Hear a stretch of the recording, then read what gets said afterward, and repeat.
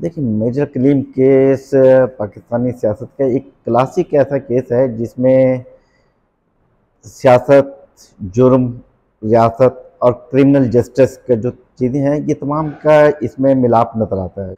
1992 में एमकेएम के ख़िलाफ़ जो ऑपरेशन एक सियासी पार्टी के दरमियान ताल्लुकात बिगड़ रहे हैं और वो ख़राब हो रहे हैं। ठीक है, 1991 में जून में लाठी के इलाके में एमकेएम का बड़ा गठबा किया गया, ये एक इल्ज़ाम आयद किया गया है। तो गिरफ्तार हुए इशफाक चीफ, सफदर बाकरी, उनके एमपी वगैरह जो थे, एमकेएम के बानी अल्ताफ़ हुसैन को उनकी गैर मौजूदगी में सज़ा सुनाई गई थी।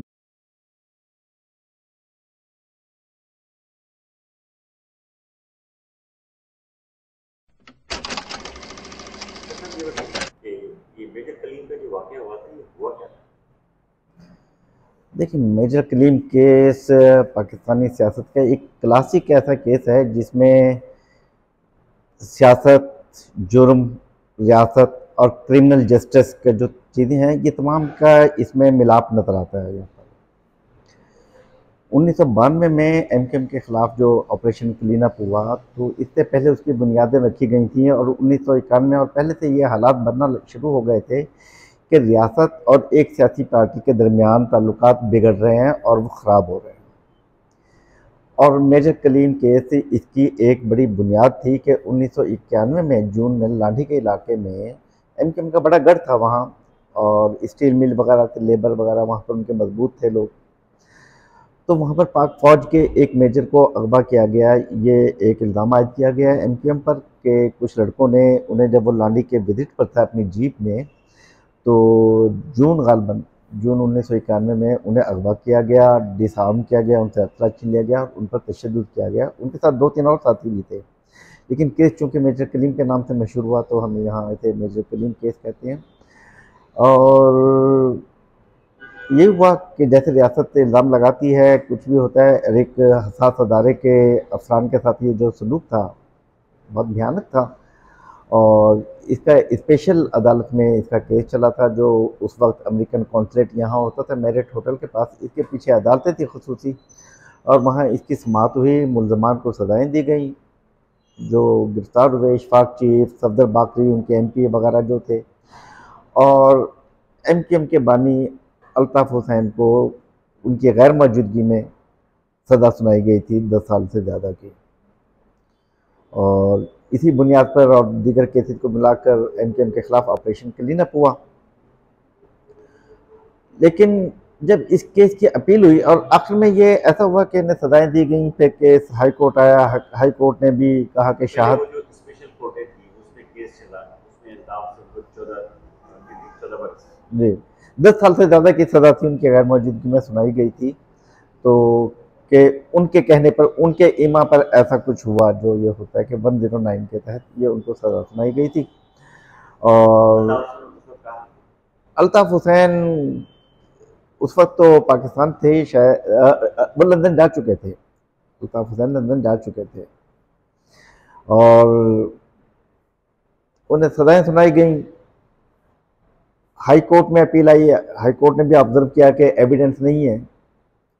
जो हमारा प्रोसिक्यूशन का या इसका है कि इनकार, वो कानून के मुताबिक शहादत नहीं करते। हम इस वाक़े को शायद डिनाई कर सकें या ना कर सकें, लेकिन कानून के मुताबिक वो शहादत नहीं मिली और हाई कोर्ट ने मुल्ज़मान को बरी कर दिया। उसके बाद मामला सुप्रीम कोर्ट में भी गया और वहाँ भी सरकार को खुद ही बाद में 2007 में ये अपीलें वापस लेना पड़ी, उनके पास एविडेंस नहीं था। लेकिन जो मुझे आर्गूमेंट सुनने को मौका मिला कि एक तरफ से जैसे हमने इल्ज़ाम आयद किया कि एमकेएम के कुछ लोगों ने विजिट पर ऑन ड्यूटी पाक फ़ौज के एक मेजर को अगवा किया और उस पर तशद्दुद किया, लेकिन जब दूसरे आर्गूमेंट आए, इक़्तिदार अली हाशमी वकील हुआ करते थे एमकेएम की जानिब से, उन्होंने एक दूसरा वर्जन रखा अदालत के सामने और अदालत उस पर कायल भी हुई। उनका कहना था कि मेजर कलीम इंटेलिजेंस ड्यूटी पर मामूर थे उस इलाके में, उन्हें पता था कि शहर के इलाके के हालात ख़राब हैं। वो अपने साथियों के साथ, 2-3 साथियों के साथ निकलते हैं और उसे गली के लौंडे अगवा कर लेते हैं, जिनकी तरबियत पे हम करोड़ों अरबों पर लगाते हैं, उनको गली के आम से लड़के आएँ और अगवा करके ले जाएँ, उनको गैर मुसल्लह कर दें, उनका असला छीन लें, उन पर तशद्दुद करें, तो जो हम तरबियत पे पैसा खर्च करते हैं वो कहाँ जाता है, वो क्यों ज़ाया होता है? उन्होंने ये कुछ सवालात उठाए थे। ये अलहदा मामला खैर हुआ, लेकिन उनके दलाइल से अदालत मुतासर भी हुई और मुल्ज़मान को फिर बरी किया गया, क्योंकि ये कहा गया कि जी उनके खिलाफ शवाहिद नहीं है। तो कभी कभी इस तरीके से होते हैं कि जितने इल्ज़ामात संगीन लगते हैं, हम उसके मुताबिक शवाहिद नहीं होते, या हम कुछ कभी जज्बाती होकर से थोड़ा सा आगे ले जाते हैं कुछ वाक़यात को। हमारा एक एजेंडा होता है कि किसी सियासी पार्टी को या किसी मुल्ज़िम को हम बुराई का सिंबल बना दें और ये दिखा दें, लेकिन इन ख्वाहिशात में असल में कानूनी केस ख़राब हो जाता है।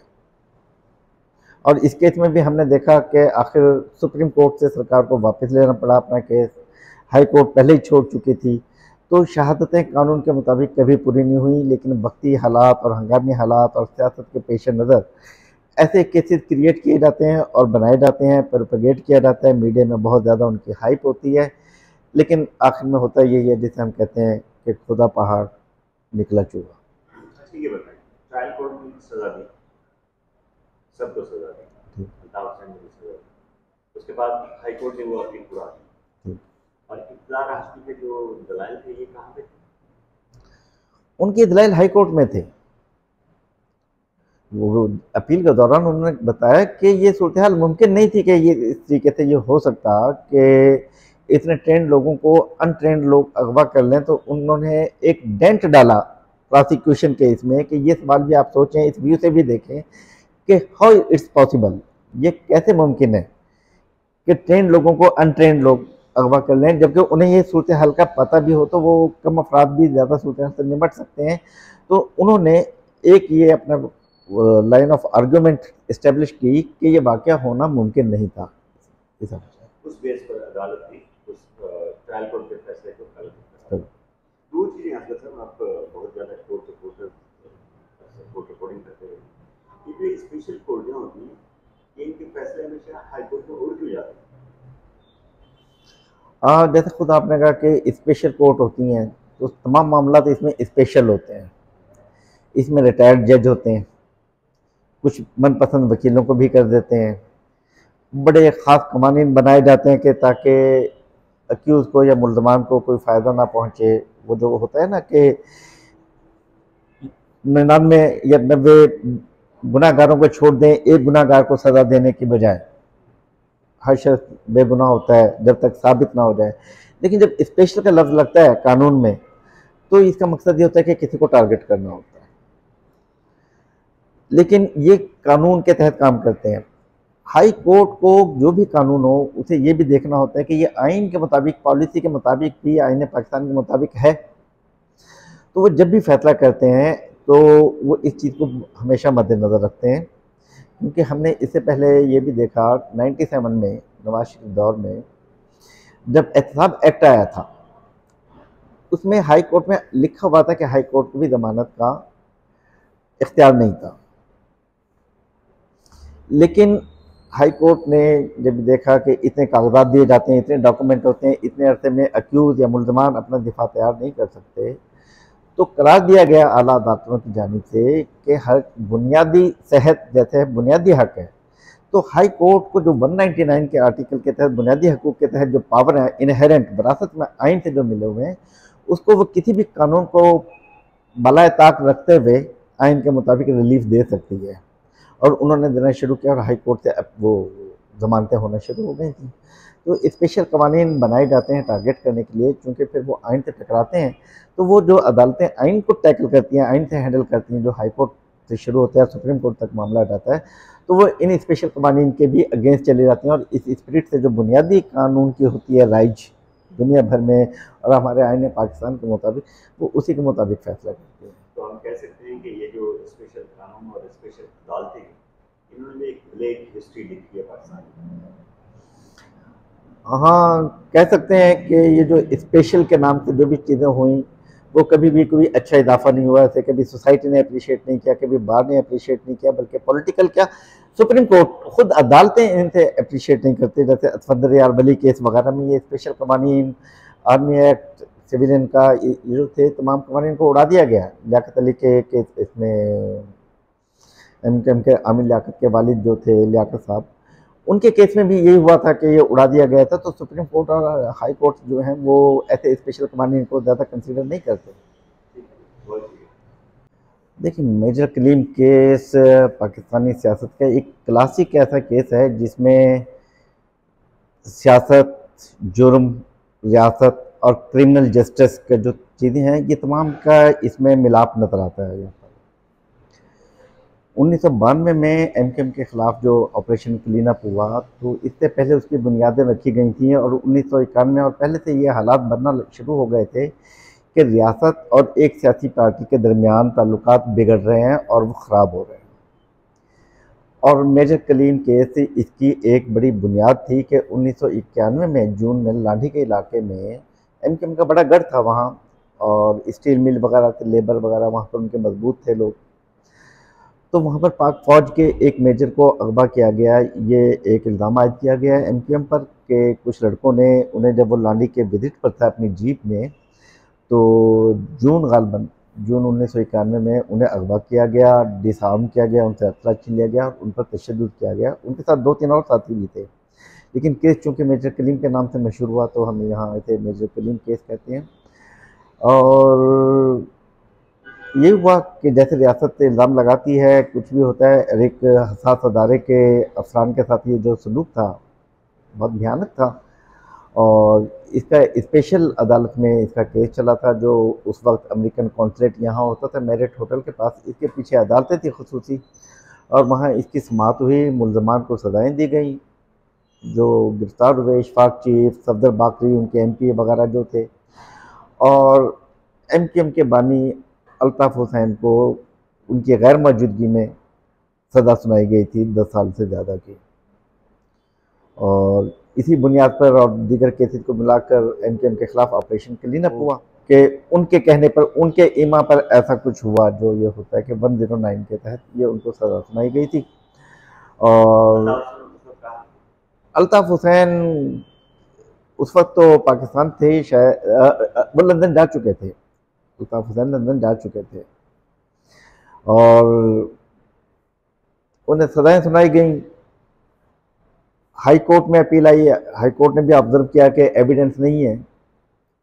जो हमारा प्रोसिक्यूशन का या इसका है कि इनकार, वो कानून के मुताबिक शहादत नहीं करते। हम इस वाक़े को शायद डिनाई कर सकें या ना कर सकें, लेकिन कानून के मुताबिक वो शहादत नहीं मिली और हाई कोर्ट ने मुल्ज़मान को बरी कर दिया। उसके बाद मामला सुप्रीम कोर्ट में भी गया और वहाँ भी सरकार को खुद ही बाद में 2007 में ये अपीलें वापस लेना पड़ी, उनके पास एविडेंस नहीं था। लेकिन जो मुझे आर्गूमेंट सुनने को मौका मिला कि एक तरफ से जैसे हमने इल्ज़ाम आयद किया कि एमकेएम के कुछ लोगों ने विजिट पर ऑन ड्यूटी पाक फ़ौज के एक मेजर को अगवा किया और उस पर तशद्दुद किया, लेकिन जब दूसरे आर्गूमेंट आए, इक़्तिदार अली हाशमी वकील हुआ करते थे एमकेएम की जानिब से, उन्होंने एक दूसरा वर्जन रखा अदालत के सामने और अदालत उस पर कायल भी हुई। उनका कहना था कि मेजर कलीम इंटेलिजेंस ड्यूटी पर मामूर थे उस इलाके में, उन्हें पता था कि शहर के इलाके के हालात ख़राब हैं। वो अपने साथियों के साथ, 2-3 साथियों के साथ निकलते हैं और उसे गली के लौंडे अगवा कर लेते हैं, जिनकी तरबियत पे हम करोड़ों अरबों पर लगाते हैं। उनको गली के आम से लड़के आएँ और अगवा करके ले जाएँ, उनको गैर मुसल्लह कर दें, उनका असला छीन लें, उन पर तशद्दुद करें। तो जो हम तरबियत पे पैसा खर्च करते हैं वो कहाँ जाता है, वो क्यों ज़ाया होता है? उन्होंने ये कुछ सवालात उठाए थे। ये अलहदा मामला खैर हुआ, लेकिन उनके दलाइल से अदालत मुतासर भी हुई और मुल्ज़मान को फिर बरी किया गया, क्योंकि ये कहा गया कि जी उनके खिलाफ शवाहिद नहीं है।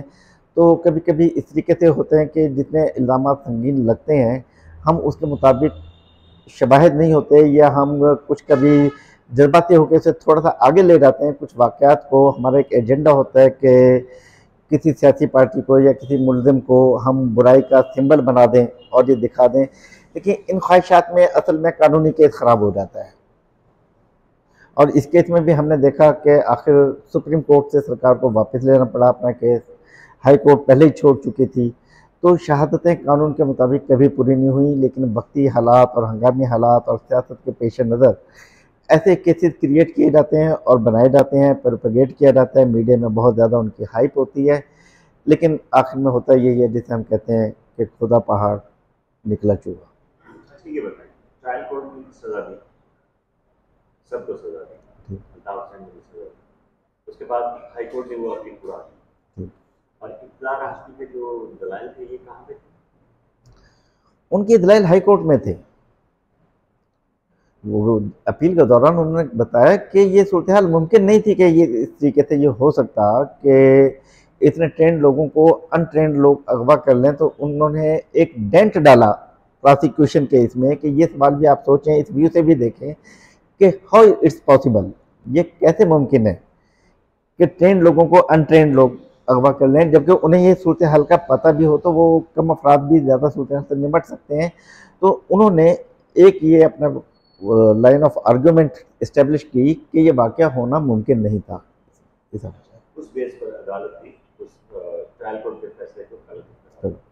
दो चीज़ें आपके साथ, आप बहुत ज़्यादा कोर्ट रिपोर्टिंग करते हैं, ये स्पेशल कोर्ट जो होती है इनके फैसले हमेशा हाई कोर्ट में उड़ क्यों जाते हैं? जैसे खुद आपने कहा कि स्पेशल कोर्ट होती हैं, तो तमाम मामला तो इसमें स्पेशल होते हैं। इसमें रिटायर्ड जज होते हैं, कुछ मनपसंद वकीलों को भी कर देते हैं, बड़े ख़ास कवानीन बनाए जाते हैं कि ताकि अक्यूज़ को या मुल्ज़मान को कोई फ़ायदा ना पहुँचे। वो जो होता है ना कि 99 या 90 गुनाहगारों को छोड़ दें, एक गुनाहगार को सज़ा देने की बजाय। हर शख्स बेगुनाह होता है जब तक साबित ना हो जाए। लेकिन जब स्पेशल का लफ्ज़ लगता है कानून में, तो इसका मकसद ये होता है कि किसी को टारगेट करना होता है। लेकिन ये कानून के तहत काम करते हैं। हाई कोर्ट को जो भी कानून हो उसे ये भी देखना होता है कि ये आइन के मुताबिक, पॉलिसी के मुताबिक भी, आइन पाकिस्तान के मुताबिक है। तो वो जब भी फैसला करते हैं तो वो इस चीज़ को हमेशा मद्देनज़र रखते हैं। क्योंकि हमने इससे पहले ये भी देखा 97 में नवाज शरीफ दौर में जब एहतसाब एक्ट आया था, उसमें हाई कोर्ट में लिखा हुआ था कि हाई कोर्ट को भी ज़मानत का इख्तियार नहीं था।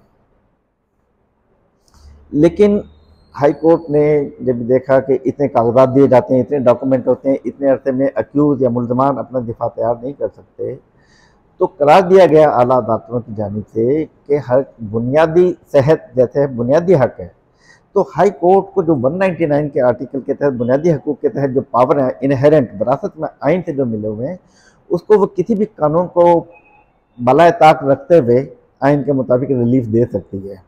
और उन्होंने देना शुरू किया और हाई कोर्ट से वो ज़मानतें होना शुरू हो गई थी। तो स्पेशल कवानीन बनाए जाते हैं टारगेट करने के लिए, क्योंकि फिर वो आइन से टकराते हैं। तो वो जो अदालतें आइन को टैकल करती हैं, आइन से हैंडल करती हैं, जो हाई कोर्ट से शुरू होता है सुप्रीम कोर्ट तक मामला जाता है, तो वो इन स्पेशल कवानीन के भी अगेंस्ट चली जाती हैं। और इस स्पिरिट से जो बुनियादी कानून की होती है राइज दुनिया भर में और हमारे आइन पाकिस्तान के मुताबिक, वो उसी के मुताबिक फैसला करती है। तो हम कह सकते हैं कि ये जो स्पेशल कानून और स्पेशल अदालतें, इन्होंने एक ब्लैक हिस्ट्री लिखी है पाकिस्तान में।